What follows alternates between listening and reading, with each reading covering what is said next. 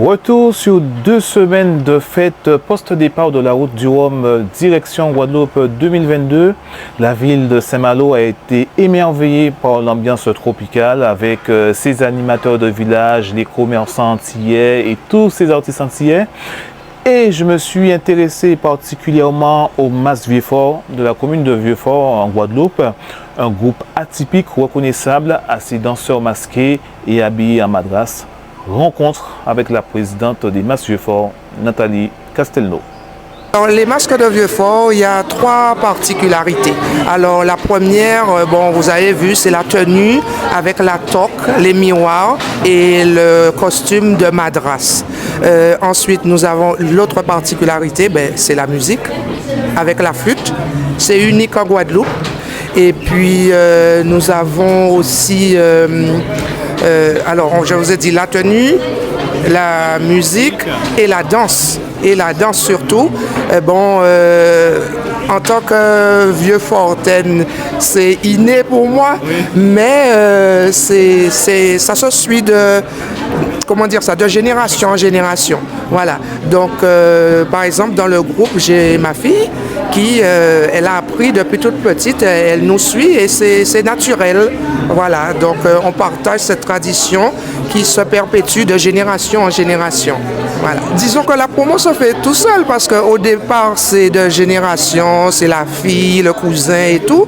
Mais c'est sûr que depuis quelque temps, nous avons d'autres personnes, par exemple de vieux habitants, de Baïf.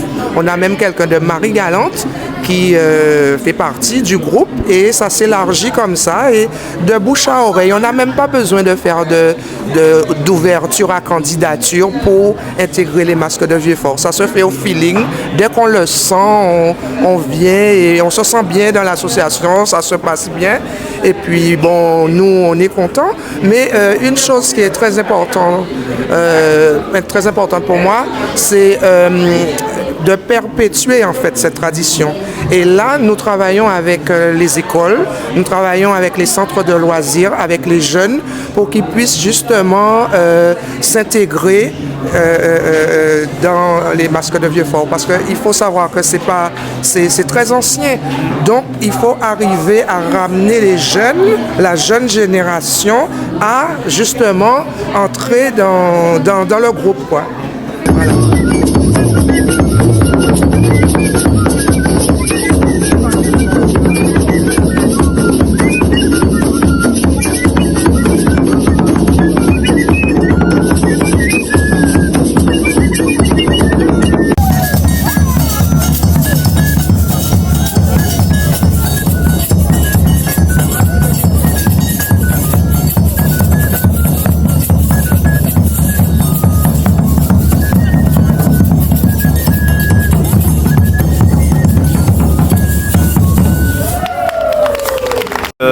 Hormis le carnaval, est-ce que vous proposez d'autres activités Ah oui, au niveau des masques de Vieux-Fort, nous avons un programme qui est déjà quasiment défini toute l'année. Alors, par exemple, de janvier à février, nous avons la période carnavalesque. Après, disons, en mars, nous avons notre assemblée générale. Ensuite, au mois de juin, nous avons ce qu'on appelle un pati-mas, où les masses se retrouvent soit au bord de la plage, au bord de la rivière. Et là, nous faisons un repas convivial où les membres nous voient et les enfants nous voient sur un autre cadre que le défilé.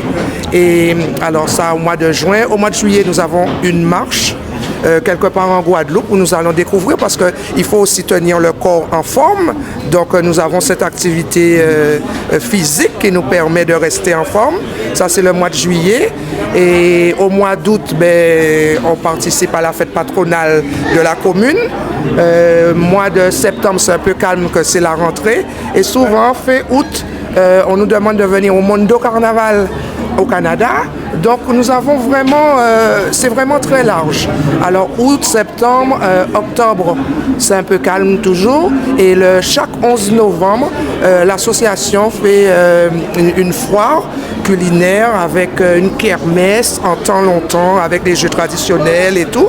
Et ce 11 novembre, c'est là où qu'on refloue les caisses de l'association, le 11 novembre. Et au mois de décembre, on termine par le chanter Noël, style toujours traditionnel des masques de Vieux-Fort avec des instruments, des masques de Vieux-Fort. Voilà.